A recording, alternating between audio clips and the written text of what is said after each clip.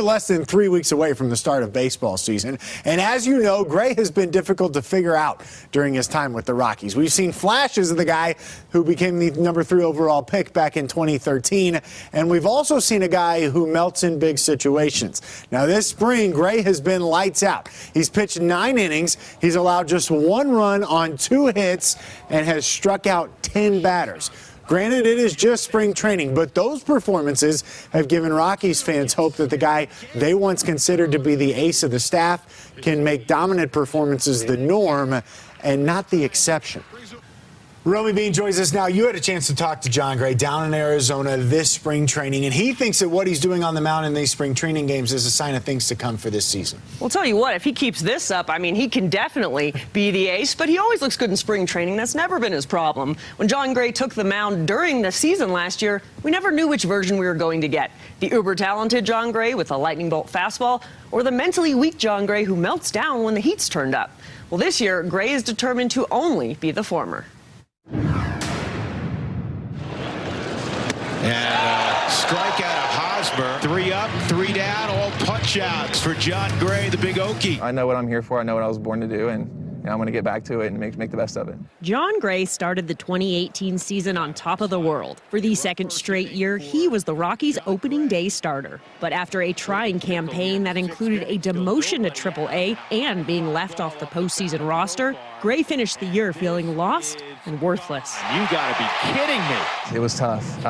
Baseball is the one thing I've had since I was a small kid that's always been there for me, and I've always been able to do it, and it made me feel like I was in the right place in the world. But whenever that wasn't going right, yeah, things started to feel weird. You didn't feel like much of or as a person anymore. It'll be Kane, and that's that. After watching his club fall to the Brewers in the NLDS, Gray was angry. Angry that he wasn't there to help. Angry that he'd let himself down. Angry that he'd let his teammates down. Anger can work against you, and I'm trying to battle that, but then again, it can be a motivator like others. But it definitely put me in gear. When the off-season finally arrived, Gray took all of his pent-up fury and used it to transform himself. I really just couldn't rest around while this last season happened the way it did. So I just wanted to kind of get a jump start on it. And one of the things I wanted to do was gain weight and be healthy.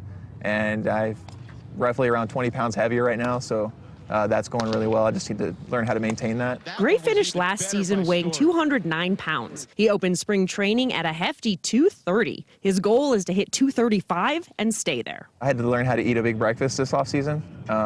That's one thing I couldn't do during season. I couldn't get up and eat right away, so I was losing a meal, right off the bat. But just to continually feed my body nutrients. As he learns how to keep the weight on, Jon is enjoying more than just a hearty breakfast. There's no not eating periods for me. It's open season all the time on any kind of food, so it's been kind of fun. Healthy mind makes for a healthy body, and vice versa. The mind-body connection is at the core of the new and improved Jon Gray. Gray has rebuilt his confidence by building his muscles. I didn't feel strong. I knew I wasn't strong last year. I was weaker, I was smaller. When all that's in the back of your head, it's kind of tough to be confident. With a stronger body and a stronger mind, Gray believes he's ready to reclaim his role as the Rockies' ace. I expect myself to have the best year of my life.